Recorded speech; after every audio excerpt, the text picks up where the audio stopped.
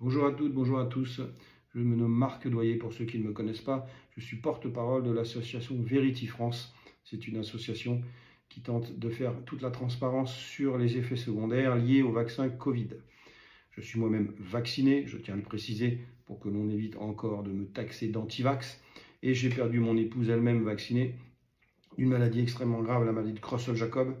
Le professeur spécialiste de cette maladie en France a déclaré sur un média que ça n'avait pas pu lui donner la maladie de Creutzfeldt-Jakob, mais que ça avait pu déclencher la maladie qu'elle avait en elle. Donc je vous laisse seul juge. Est-ce que nous sommes, nous, Français, quand on a fait confiance aux gens qui nous ont dit allez vous faire vacciner, est-ce que l'on nous avait dit attention, vous pourrez peut-être déclencher des maladies que vous aviez en vous? Non, je ne pense pas.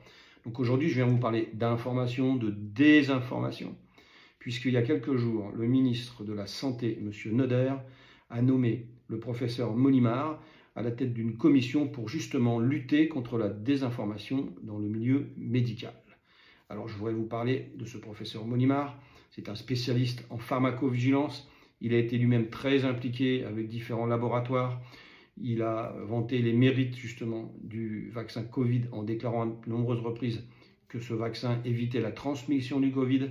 Il a aussi soutenu un médicament censé traiter le Covid, le Paxlovid, qui s'est révélé un gouffre financier puisqu'il y a eu 250 millions d'euros de dépensés par la France pour se rendre compte que finalement ce médicament n'était pas efficace.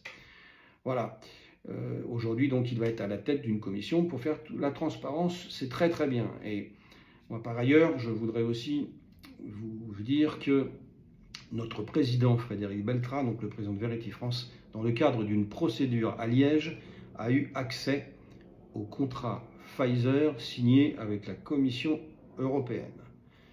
J'interpelle directement et le ministre et M. Monimard, avez-vous eu accès à ces contrats? Parce qu'il y a beaucoup de choses décrites dedans, puisque maintenant nous les avons et que nous connaissons le contenu de ces contrats.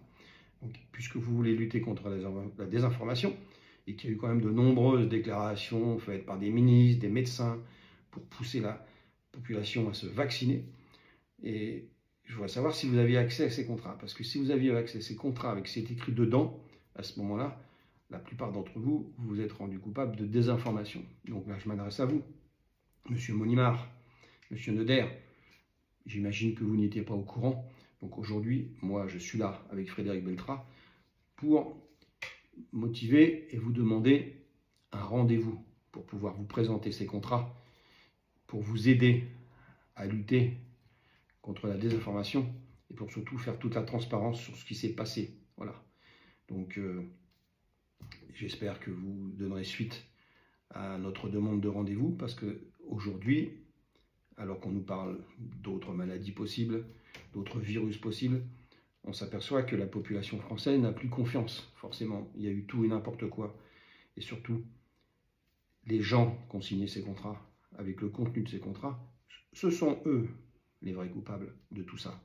Ce sont eux les vrais coupables de la désinformation.